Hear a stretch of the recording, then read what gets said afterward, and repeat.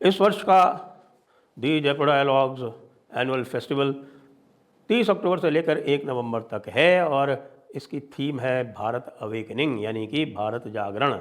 और जैसा कि आप जानते हैं और जैसा हर वर्ष होता है, इस बार भी बड़े बड़े स्पीकर्स यहाँ पर आएंगे और इस बार का जो कलेवर होगा वो बाकी सारे पीछे के वर्षों से और अधिक बड़ा होगा। आप सबसे अनुरोध है कि अपना रजिस्ट्रेशन तुरंत करवाएं और हिंदू एक्शन फंड में यथासंभव सहयोग भी करें। लिंक नीचे डिस्क्रिप्शन में दिया हुआ है। नमस्ते।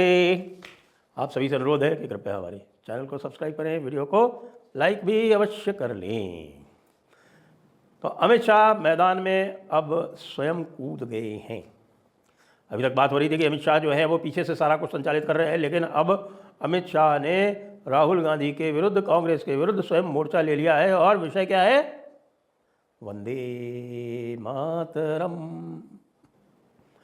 तो वंदे मातरम को लेके भाई कांग्रेस ने अपने आप को जो ट्रैप फेंका था, भारतीय जनता पार्टी ने उस ट्रैप में फंसा लिया है। और उस ट्रैप में फंसा के क्या क्या काम किए हैं और उन्होंने क्या क्या उपलब्धियां की हैं वो अब हमें गिननी पड़ेंगी, क्योंकि राहुल गांधी से हम तमाम तरह की मूर्खताओं की अपेक्षा करते रहते हैं और लगातार हम देखते भी रहे हैं, लेकिन ये तो एक विशेष कोटि की मूर्खता है, विशेष कोटि की मूर्खता है, जिसकी ध्वनि आपको पूरे भारत में सुनाई पड़ेगी। यहाँ तक कि आपको इसकी ध्वनि इनके जो शासित राज्य हैं तेलंगाना और कर्नाटका, यहाँ भी सुनाई पड़ेगी। हो सकता है केरला में कम सुनाई पड़े, तमिलनाडु में कम सुनाई पड़े, लेकिन केरला और तमिलनाडु में कम से कम भारतीय जनता पार्टी के कोई ऐसी विशेष स्टेक्स नहीं है। अब ऐसा इन्होंने क्यों किया, उसका जो इन्होंने उत्तर दिया है वो और भी रोचक है। उत्तर ये दिया है कि साहब कि हमने 1937 में CWC में जो रेजोल्यूशन लिया था हम उसी के अनुसार चलेंगे। तो जो संवैधानिक प्रश्न खड़े हुए हैं उसकी तो हम बात करेंगे ही करेंगे। सबसे पहला इसमें हो गया कि भाई 1937 में जो रेजोल्यूशन लिया गया था वो मोहम्मद अली जिन्ना के पत्र के ऊपर लिया गया था। मोहम्मद अली जिन्ना ने इनको पत्र लिख के इनसे 14 डिमांड की नेहरू जी से। नेहरू जी ने उस पत्र का उत्तर दिया। जो पत्र जिससे उत्तर दिया था वो आप देख सकते हैं यहाँ पर। और उस पत्र में बहुत सारी डिमांड्स थी। उसमें यह भी था कि साहब कि मुसलमानों के अजान पे कोई रोक नहीं लगेगी। उसमें यह भी था कि काउ स्लॉटर परमिट किया जाएगा। उसमें यह भी था कि साहब कि मुसलमानों को जो है बराबर की नौकरियां दी जाएंगी। उसमें वंदे मातरम भी था कि साहब के वंदे मातरम नहीं गाया जाएगा। ये सारी चीज़ें उसमें थी। तो अब हम क्या मान सकते हैं कि यदि 1937 में वो जो पत्र लिखा गया था, मैं थोड़ा सा उसका संदर्भ ले लेता हूँ, मेरे पास है वो पत्र। तो हाँ, काउ स्लॉटर भी है उसमें और ये कहा था कि भाई जो मुस्लिम मेजॉरिटीज़ जहाँ हैं वो मुस्लिम मेजॉरिटीज़ ही रहेंगी। मुस्लिम रिप्रेजेंटेशन लोकल बॉडीज़ में गारंटीड होगा, यानी मुस्लिम कोटा होगा। और ये जो तिरंगा है आपका कांग्रेसियों का, जो बाद में भारत का तिरंगा बना, सिर्फ उसमें धर्मचक्र उसमें अंकित किया गया। नेहरू जी सदैव समझते रहे कि वो धर्मचक्र जो है वो बौद्ध है, लेकिन वो धर्मचक्र सदैव से वैदिक धर्मचक्र था जो कि संसार की गति को दिखाता है। फिर कहा कि साहब कि तिरंगे का रंग जो है रंग बदल दिया जाए, और नहीं तो मुस्लिम लीग का जो फ्लैग है उसको बराबर का महत्व दिया जाए। ये 37 में कब लिखा था उन्होंने? जब कांग्रेस की सरकारें बन गई थी। उसके बाद कि साहब मुस्लिम लीग जो है वो अकेली संस्था होगी जो मुसलमानों का प्रतिनिधित्व करेगी। तो साहब इसका उत्तर उन्होंने दिया। ये नेहरू आर्काइव्स में ये उपलब्ध है, ये पूरा का पूरा पत्र। जो भी चाहें ये 6 अप्रैल 1938 को कलकत्ता में इसको लिख के और जिन्ना जी को हमारे नेहरू चाचा ने भेजा था। अब मज़े की बात यह है कि अब इससे कई सारे प्रश्न खड़े होते हैं।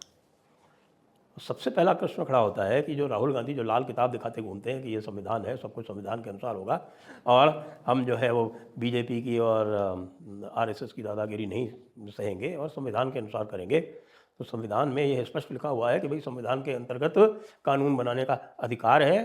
कानून बनाने का अधिकार अलग अलग जो समवर्ती सूची और केंद्रीय सूची और प्रादेशिक सूची है, जो शेड्यूल बना हुआ है 7th शेड्यूल, उसके अनुसार उनको अधिकार है और उसके जो कानून बनाए जाएंगे उन कानूनों का पालन करना भी एक संवैधानिक दायित्व है। तो एक तरफ तो आप लाल किताब दिखाते हो और दूसरी तरफ आप कहते हो कि एक कानून बन गया है, वो भी राष्ट्रगीत का कानून बन गया है, हम उसकी पालना नहीं करेंगे। हम 1937 में जिन्ना के दबाव में लिए गए वंदे मातरम के निर्णय का पालन करेंगे। अब यह कितनी बड़ी एक विडंबना की बात है और ये कितनी बड़ी एक, मैं कहूँगा कि राष्ट्रद्रोह जैसी बात है। आज अमित शाह जी मैदान में आ गए, स्वयं उन्होंने इस पूरे CWC के जो रेजोल्यूशन में ये बात कही गई कि वो 1937 के रेजोल्यूशन का पालन करेंगे, उसको उन्होंने सीधे सीधे कह दिया कि वंदे मातरम के खंडन में ही बीज थे राष्ट्र विभाजन के। और आज ये फिर से खड़े होके वंदे मातरम का विभाजन कर रहे हैं, जबकि कानून बन गया है। तब कोई कानून नहीं था और आज तक भी कोई कानून नहीं था। तो उस समय जो है लॉजिक देते हैं कि साहब जो गांधी जी ने गाया, जो नेहरू जी ने गाया, जो इंदिरा जी ने गाया और जो अटल जी ने गाया, हम तो वही गाएंगे। भाई तब कानून नहीं था, तब तुम्हारे पास चॉइस थी, ये भी चॉइस थी कि गाओ या नहीं गाओ। अब चॉइस नहीं है, ये कानून है, 1971 का कानून है वो। और 1971 में राज्य सत्ता भारतीय जनता पार्टी के पास नहीं थी, भारतीय जनसंघ के पास नहीं थी, राज सत्ता कांग्रेस की ही पास थी, राहुल गांधी की दादी जी के पास थी।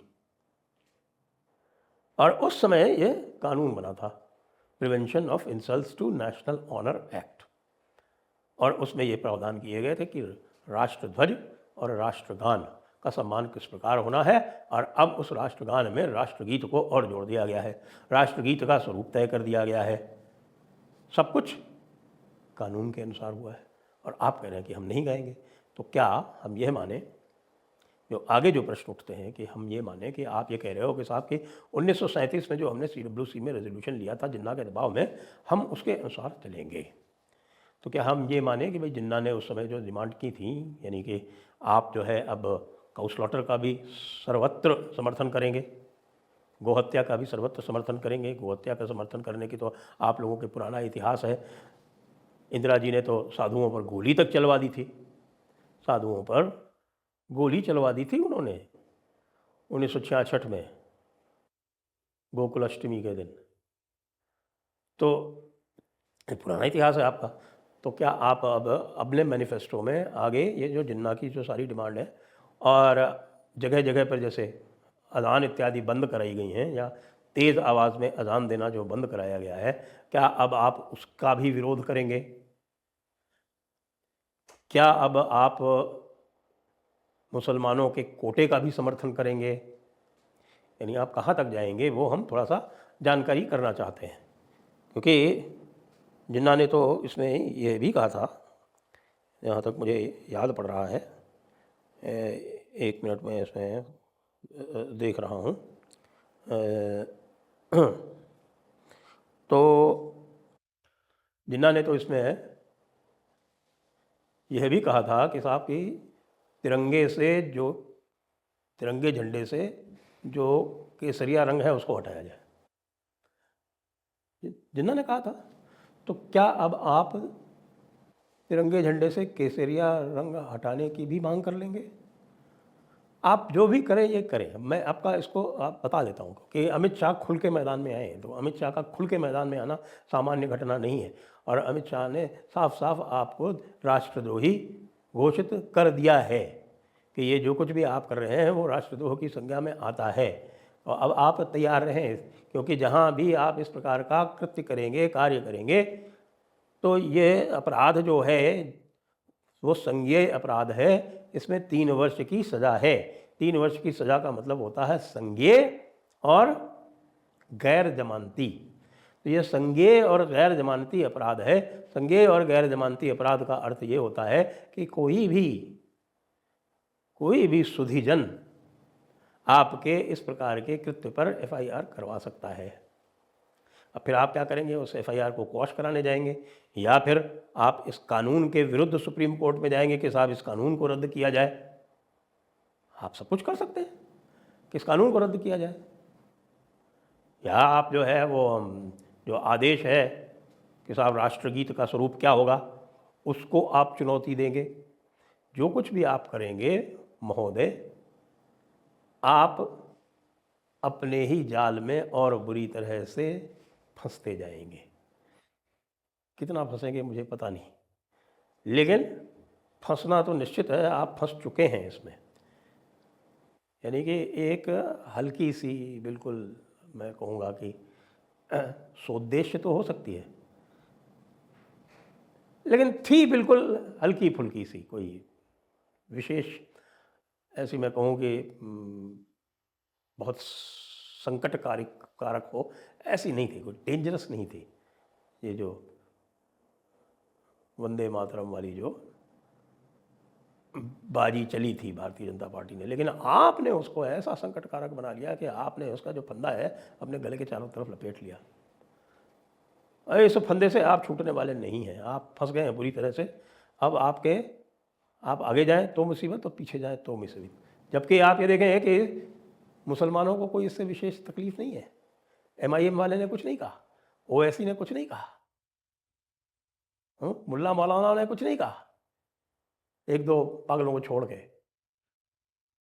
मुस्लिम जगत में कोई ऐसी बात नहीं है।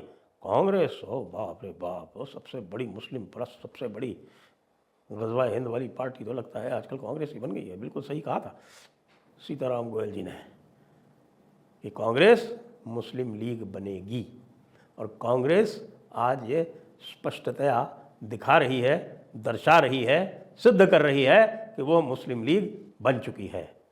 और अमित शाह इसके विरुद्ध खड़े हो गए हैं तलवार लेकर। जय हिंद, जय भारत, वंदे मातरम।